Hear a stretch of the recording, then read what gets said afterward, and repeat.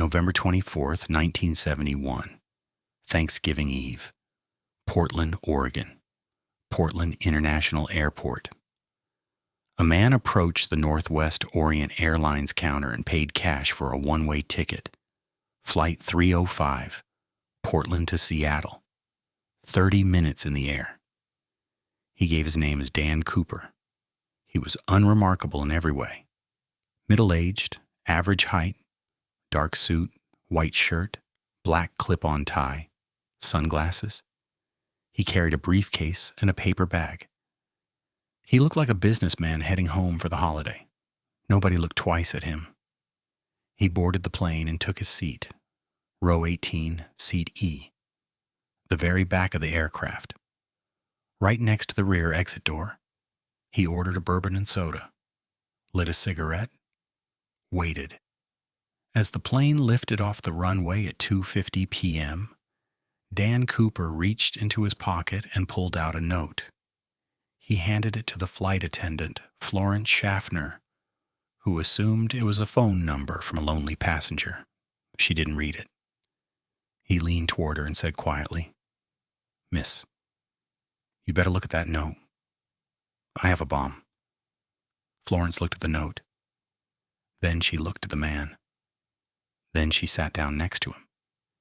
He opened his briefcase. Inside heat, red cylinders, wires, a dark liquid in a jar. Whether it was a real bomb or not has never been confirmed. But in that moment, on that plane, it didn't matter. Dan Cooper's demands were simple. $200,000 in cash, unmarked $20 bills, and 4 parachutes, 2 primary, 2 reserve. He wanted them waiting when the plane landed in Seattle. If his demands weren't met, he said, he would blow up the plane. The pilot radioed ahead. Authorities scrambled. The FBI and Northwest Orient Airlines made a decision. They would meet his demands. $200,000 was gathered from Seattle area banks. 4 parachutes were sourced. Everything was ready by the time Flight 305 touched down in Seattle at 5:39 p.m. What happened next was almost civilized. Cooper released all 36 passengers in exchange for the money and the parachutes. He kept the crew, the pilot, co-pilot, flight engineer, and 2 flight attendants. He allowed the plane to be refueled, and then he gave new instructions. Fly south, toward Mexico City. Altitude no higher than 10,000 feet. Speed as slow as safely possible. Landing gear down. Flaps at 15 degrees. The pilot told him those settings weren't ideal for long-distance flight. Cooper said he didn't care. At 7:40 p.m., with darkness falling over the Pacific Northwest, Flight 305 took off again. Cooper was the only passenger on board.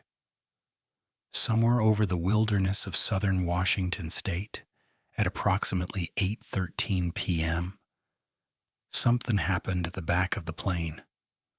The crew felt a pressure change, a shift in the aircraft. The rear air stair, a door at the tail of the Boeing 727 that could be opened in flight, had been deployed. And then, somewhere over the forests and mountains between Seattle and Reno, Dan Cooper stepped out of the back of a moving aircraft at 10,000 feet, into the dark, into the rain, into the freezing night air, and vanished. When Flight 305 landed in Reno, Nevada, investigators boarded immediately. Cooper was gone. So was 1 parachute. So was the money. He had left behind his clip-on tie, a cigarette butt, and 8 unidentified fingerprints. That was all. The FBI launched one of the largest manhunts in American history. Search teams combed the wilderness of Washington and Oregon for weeks. Helicopters swept the suspected jump zone. Ground teams pushed through dense forest. Boats searched rivers. They found nothing. Not a single piece of equipment. Not a scrap of the parachute. Not one of the 10,000 $20 bills that made up the ransom. Not a body. The FBI interviewed hundreds of suspects over the following years. They followed every lead. They chased every tip. Hundreds of files were opened. Hundreds were closed. On every closed file, investigators wrote the same word: eliminated. One by one, every suspect was ruled out. The man in a wheelchair, eliminated.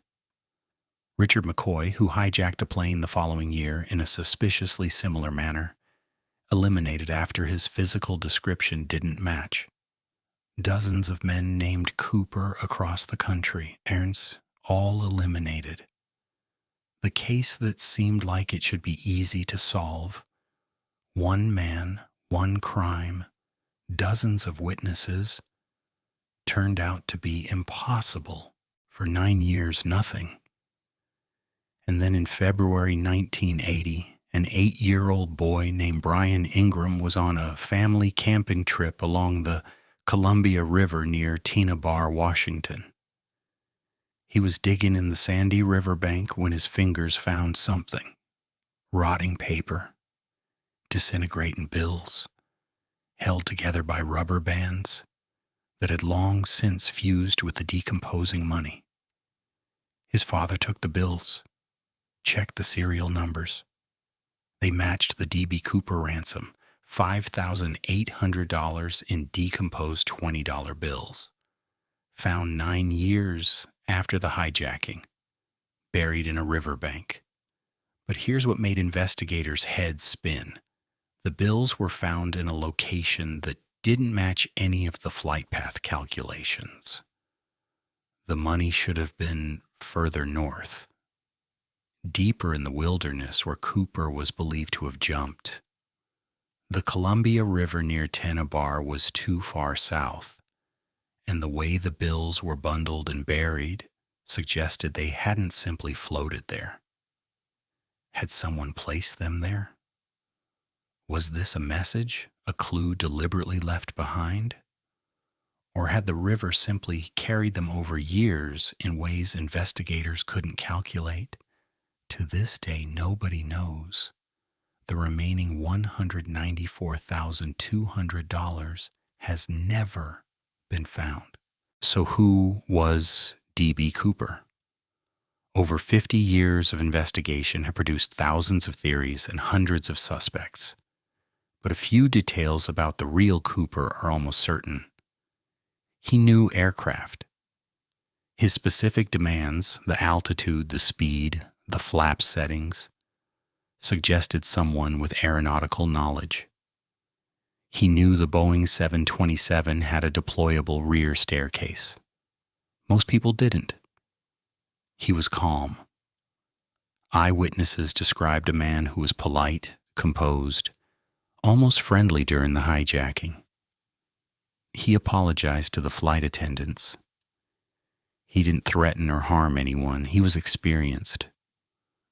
The way he managed the situation, releasing passengers for the ransom, keeping a skeleton crew, giving specific technical instructions, suggested military or law enforcement training. His tie, the one he left behind, was analyzed by scientists decades later. They found particles of rare titanium and other metals on it, suggesting Cooper worked in an industry that used aerospace-grade materials, a factory worker, an engineer, someone who built planes or weapons. One theory that gained serious traction was that Cooper was former military, a paratrooper or special forces operative who had the training to survive a jump at 10,000 feet in the dark, in the rain, in November. But here's the thing that haunts investigators most. If he survived the jump, where did he go? $200,000 in 1971 was worth over $1.4 million today. If Cooper was alive, If he was smart enough to plan and execute this crime, why did he never spend the money? Why did only $5,800 ever surface, and in a decomposed, unspendable state? There are only two explanations. Either Cooper died in that jump, his body swallowed by the wilderness of the Pacific Northwest, never to be found, or he survived, lived the rest of his life in anonymity, and took his secret to the grave. Both are possible. Neither has been proven. In 2016, the FBI officially closed the D.B. Cooper case. After 45 years, after hundreds of suspects, after one of the longest and most exhaustive investigations in Bureau history, they ran out of leads, they ran out of suspects, and they ran out of answers. The clip-on tie is still in an evidence box somewhere. The cigarette butt. The 8 fingerprints that matched nobody in any database. And somewhere, in a river, in a forest, in a grave, or perhaps in the pocket of an old man who lived out his days in quiet comfort somewhere in America, is the rest of the story. D.B. Cooper walked into an airport on Thanksgiving Eve, 1971. He bought a ticket with cash. He stepped out of a moving plane in the dark, and the most sophisticated law enforcement agency in the world never found him. Maybe that's the most unsettling part of all. Not that he got away, but that anyone could.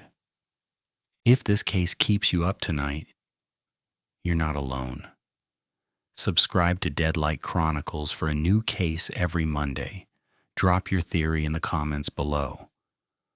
Was D.B. Cooper a trained paratrooper? Did he survive? We read every one